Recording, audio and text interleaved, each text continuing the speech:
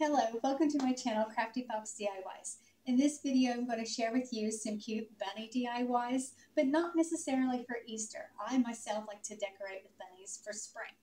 So, with that being said, let's hop on into it. For this project, I am using a pickle jar, these rabbit stickers that I got from Dollar Tree, and the paint colors I'm using are bright pink, lavender, baby pink, and light lavender. I'm also using a battery-operated tea light, some Mod Podge, and some glitter. Now I'm just peeling the back off of these stickers and I'm placing them onto the jar. You could put however many on as you want. I just chose to do 3 because the back side won't be seen. Now I'm using the 2 darker colors, the lavender and the bright pink, and I'm using a sponge stomper to stomp the color all the way around the jar. Once that is dry, then I'm going to take the 2 lighter colors, the baby pink and the light lavender, and go over top of those colors, stomping all the way around the jar once again. Now I'm just using these little pliers here after the paint has dried again to pull the stickers off of the jar and it'll reveal like a little bunny window. And now I'm taking Mod Podge and I'm going to paint the inside of the bunny window with the Mod Podge. Once I get that all filled in, then I'm going to sprinkle glitter over top of the Mod Podge, and I'm going to do this for all 3 of the bunny windows that I have made. Now it's time to make the handle or the hanger for the lantern. I'm using this pink chiffon ribbon that I got from Temu and some jute rope that I also got from Temu. And I'm just putting the chiffon ribbon on and then I'm putting the rope on. And I'm going to put the handle down inside of the jar to make putting the rope around the top of the jar easier without it getting into the way. And then once I get that wrapped all the way around, then I cut it off and I want to glue the rope to the ribbon. So just put a little bead of glue down there and press it into place. Then I put my tea light in, and this is what it looks like in the dark. This tea light I got from Dollar General at Halloween time. I love how they flicker. They look like a real flame. Now for this project, I'm using a wooden bunny that I got from Temu, some burlap, these champagne and yellow mini roses, some more greenery, some faux fur, and just a wood block. Now I'm laying my bunny out on the burlap, and then I'm going to take a black marker and I'm going to trace the bunny onto the burlap. Once I get that all traced out, then I'm going to take a pair of scissors and cut the bunny shape out of the burlap. This is one of those projects where you could really customize it to make it suit your decor. You wouldn't have to use burlap. You could use wallpaper or scrapbook paper, anything at all that suits your style and your decor. Once the burlap is cut out, then I am going to hot glue the burlap onto the wooden bunny. Just going to go all the way around, make sure it's all nice and secured into place. Then I'm going to trim off any excess burlap that is sticking out around my wooden bunny shape. Once I get all of that trimmed off, then it's time for the bunny tail. I'm just taking this faux white fur and traced out that shape and then glued it onto where the tail is and secure it in place with hot glue on the back side as well, and then trim off the excess fur. Now it's time to make the little bunny's flower necklace. I'm taking this greenery and gluing that onto the bunny's neck first, and then I'm going to take 2 each of the champagne and yellow mini roses and glue those alternating colors onto the bunny's neck over top of the green leaves that I had already glued down. Now I'm going to add a little extra greenery in there. This came off of the vine that I got from Temu, and I'm just going to glue that in and around the flowers just to add, a little extra something to it.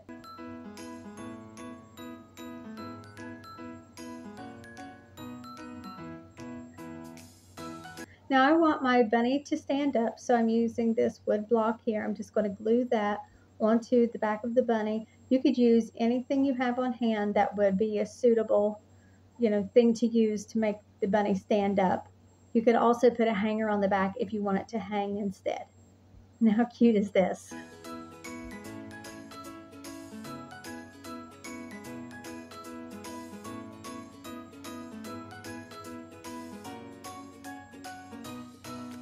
For this project, I wanted to do the crackle effect, and when I first done it, I lost some footage, which turned out fine because I didn't like how it turned out.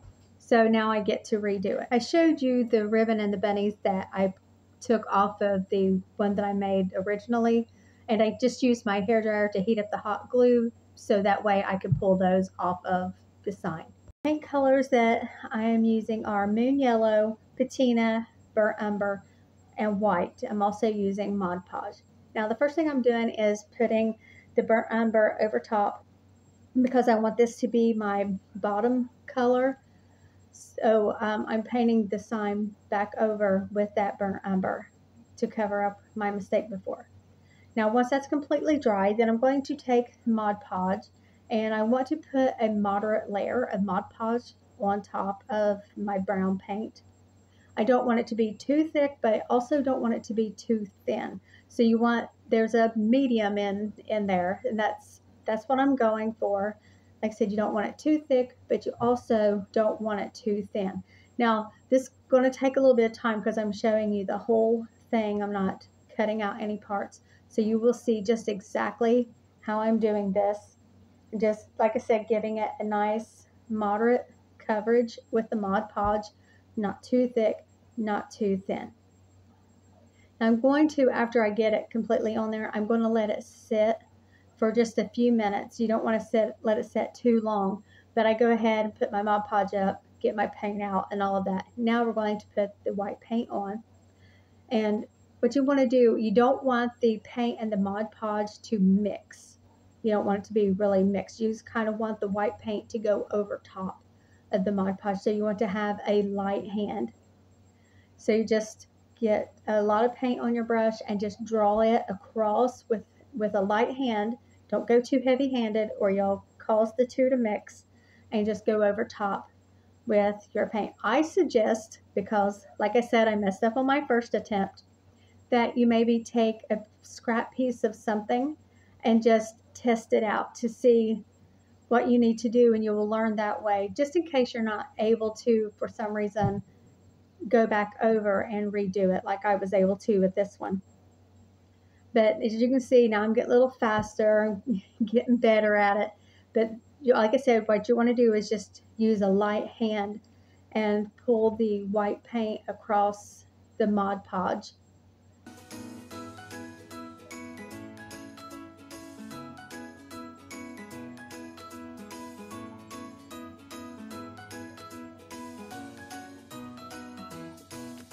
Once I get the coverage on here that I want, I think this looks good.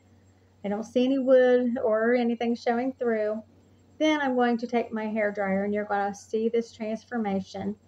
And as the paint dries, it'll start doing the crackle effect. And you can already see some of the crackle taking place here. And as I keep going, you're going to see more crackle and more crackle. Here we go. There's some more. And like I said, as it dries, and you're going to see more of it. And I just keep going over with my hair dryer until it is completely dry to the touch. And it's really nice and crackled. I'm so pleased with how it turned out on my second attempt. I look forward to trying different color combinations besides just the brown and white. Now I'm going to take my sunflower stencil and put it down in the middle, and I'm using a stencil brush. I just go up and down with that moon yellow color into the petals of the sunflower. And then for the center of the sunflower, I'm going to use the burnt umber and some yellow. And I have to get most of the paint off of my brush before I start doing it, so that way I don't have any bleed on my pattern. And I just go around the outside a little bit. Now I'm going to take some yellow, more yellow, and mix that in just to lighten it up a little bit. And there you go. That's how it looks, like that. Now I'm taking this, spring is here. I'm not using the other things on the stencil, just the spring is here. And now I'm using the patina color along with a little bit of brown from where I had stomped out my brush earlier for the middle of the sunflower, and adding that to the patina just to darken up a little bit, because the patina was a lighter color and it didn't show up as well as I would like originally. So adding just that little bit of brown in there just darkened it up enough so that it pops more.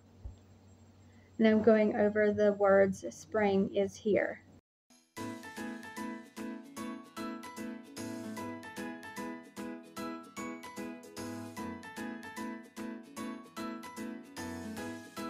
Now here's my bow that I had made for the original one, and I'm just going to glue that onto the corner there.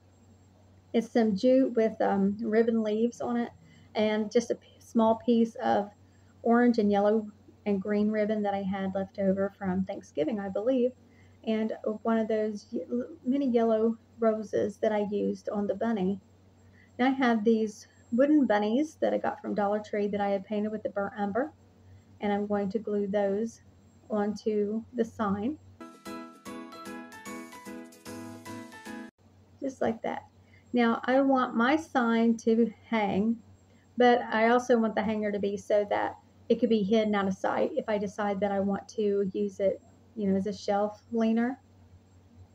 And I'm just taking this jute twine and pieces of popsicle sticks to secure the hanger onto my sign. Just put some hot glue on the popsicle stick and put it over the twine, and it just helps it stay into place, just like that. There we go.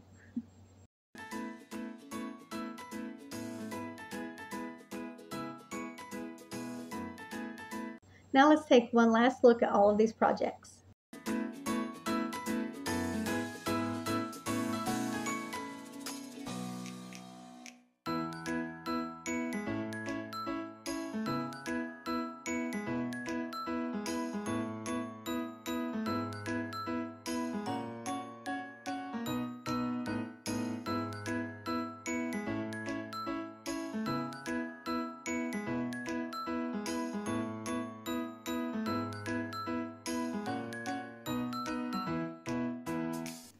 Okay, that's all for this video. Let me know, what do you like to decorate with for Spring. Do you like to decorate with bunnies, or do you prefer something else? Thank you for watching, and I'll see you in the next one.